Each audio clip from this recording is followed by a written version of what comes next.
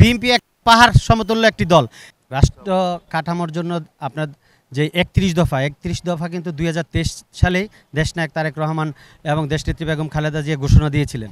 এটা ঘোষণাটা কি, যে বাংলাদেশ জাতীয়তাবাদী দল বিএনপি যদি রাষ্ট্র ক্ষমতায় যেতে পারে তারা কি করবে, এটাই আমরা জনগণের মাঝে পৌঁছায় দেওয়ার তখনই চেষ্টা করেছি।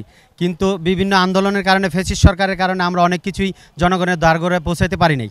কিন্তু ৫ই আগস্টের পরে যখন এই ফ্যাসিস্ট পালিয়ে গিয়েছে, আমরা সারা বাংলাদেশের থানা জেলাগুলোতে এই ৩১ দফা জনগণের মাধ্যমে পৌঁছায় দেওয়ার জন্য চেষ্টা করছি। সেই সুবাদে সবুজবাগ থানা ৩১ দফার কর্মশালার আজকে অনুষ্ঠিত হচ্ছে।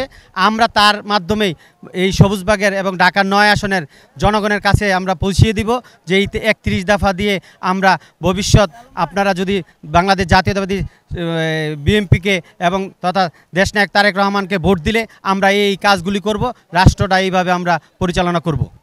এটা আপনারা দেখছেন ৫ই আগস্ট যখন ফ্যাসিস্ট সরকার শেখ হাসিনা পালিয়ে গিয়েছে, তার দোসররা কিন্তু এখনও এই বাংলার মাটিতেই গাপটি মেরে রয়েছে।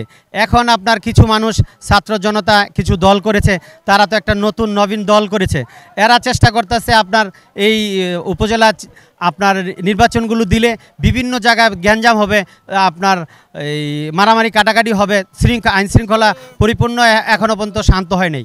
যার কারণে এরা চাচ্ছে এটা দেরি করলে বিএনপির একটা দুর্নাম হবে, হইলে এরা একটা নির্বাচন করবে। আসলে তো বিএনপি এক পাহাড় সমতুল্য একটি দল। যেই ফ্যাসিস্ট সরকার ১৭ বছর বিএনপিকে ধ্বংস করতে পারে না, তাদের কোনো ষড়যন্ত্রই বিএনপিকে ধ্বংস করতে পারবে না ইনশাল্লাহ। আমার নাম মোহাম্মদ বিল্লাল হোসেন, আমি সবুজবাগ থানা স্বেচ্ছাসেবক দলের সদস্য সচিব।